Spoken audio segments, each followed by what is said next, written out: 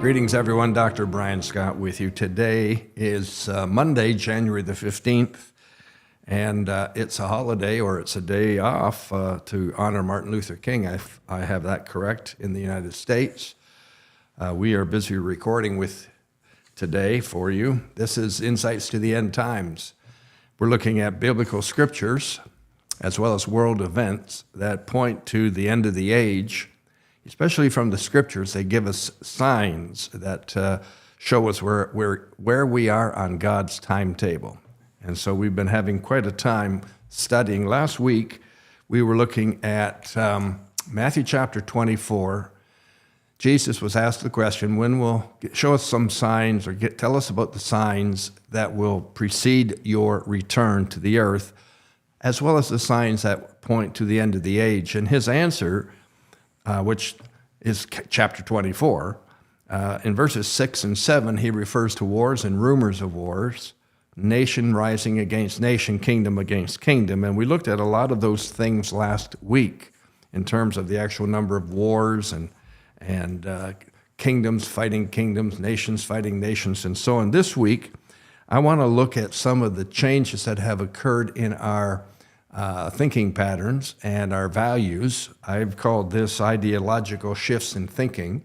And so if you'll stay with me, I want to point out to you some of the things that are occurring that are actual signs of the end times.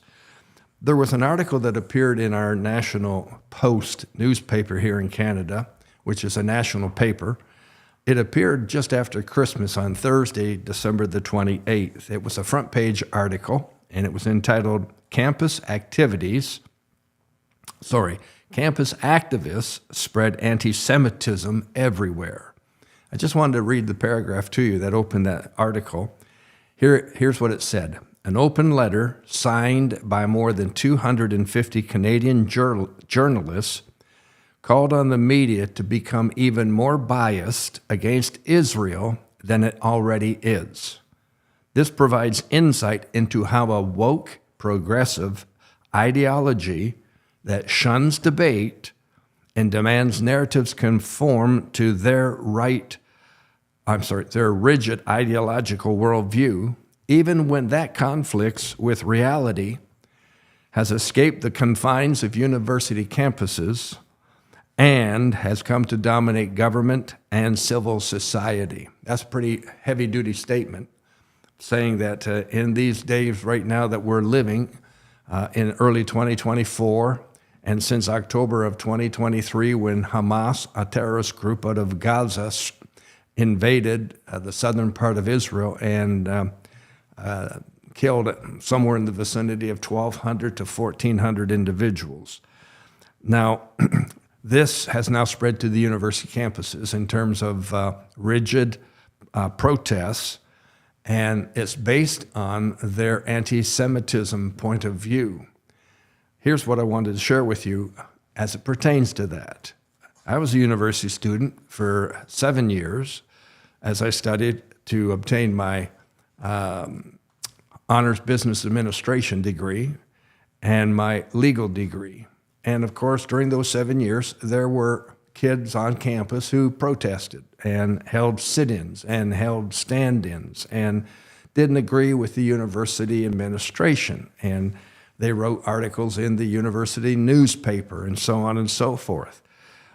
So this is not a new situation that's occurring. But what's really occurring here is how drastic it is in terms of attacking outside groups as opposed to protesting the university administration rules. In these settings, if you don't agree with the protesters, you're going to be in trouble. They don't offer much debate. They don't offer much room for a differing opinion. And society has allowed this to occur under the freedom of speech rights that we think we have, but they seem to be dissipating.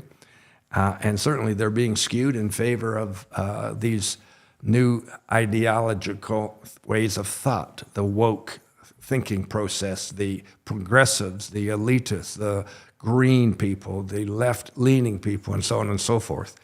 They have very loud voices, and the loudest voice usually dominates the situation.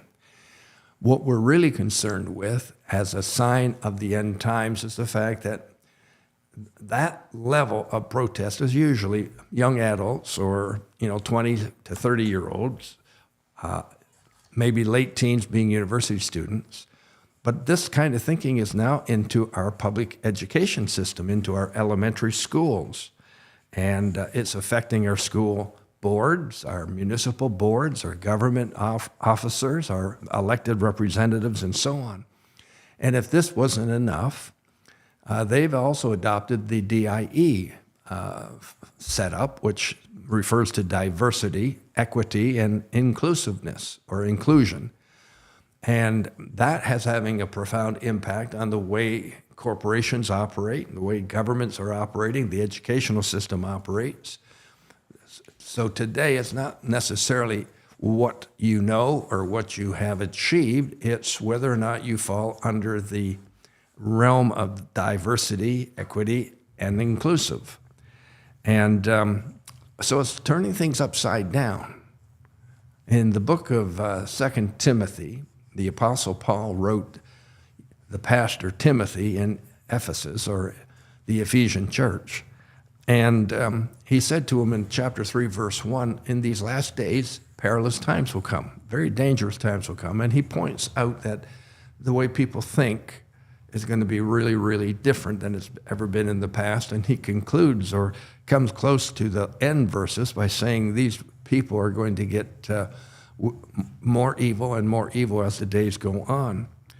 We have seen a tremendous amount of response to this conflict in the Middle East between Hamas and Israel, and now Israel and Hamas in the Gaza Strip, which now includes a lot of people there, Palestinian people. But the viewpoints are very, very extreme. We haven't seen this extremity since the Second World War and the Holocaust, where the German army, the Nazis, incinerated, killed almost 6 million, if not 6 million Jewish people. So we've got a whole new powerful way of thinking, harsh way of thinking that is unlike anything that we have known to such an extent. There would have been pockets in the past. Now it's very widespread, very, very difficult. One of the last things I want to mention to you in this way, the 9/11 attacks that occurred in September 2001 were apparently Muslim, Arab extremists, terrorists, flew jumbo jets into the World Trade Center buildings and collapsed those two massive buildings, as well as attacking and flying a plane into the Pentagon in Washington, and so on. This galvanized our thoughts in terms of terror and terrorists, and we'd never seen anything quite like this. Thousands were killed in those events. And as a result, breaking news became a very important aspect of the news stations. And they would run their red banners across the bottom of the newscast, breaking news, breaking news, breaking news. We tuned into and we based our thinking on what they were telling us. And for the most part, we believed every word they said. But now we're 20 plus years since that time. And there was recently an issue that occurred in Niagara Falls, New York, in the bridge crossing into Canada, and a car crashed into one of the customs buildings and created a tremendous response. And immediately breaking news hit the airwaves. And we were being told it's another terrorist attack. And we were told that the car came from Canada into the U.S. And then we were told it came from the U.S. into Canada. And then we got all kinds of news reports from reporters on the ground. But it turned out a day later that the news they had told us was entirely different and wrong. And so the breaking news of the day before became something that had to be corrected. So who do you believe now is what I'm getting at. See you tomorrow.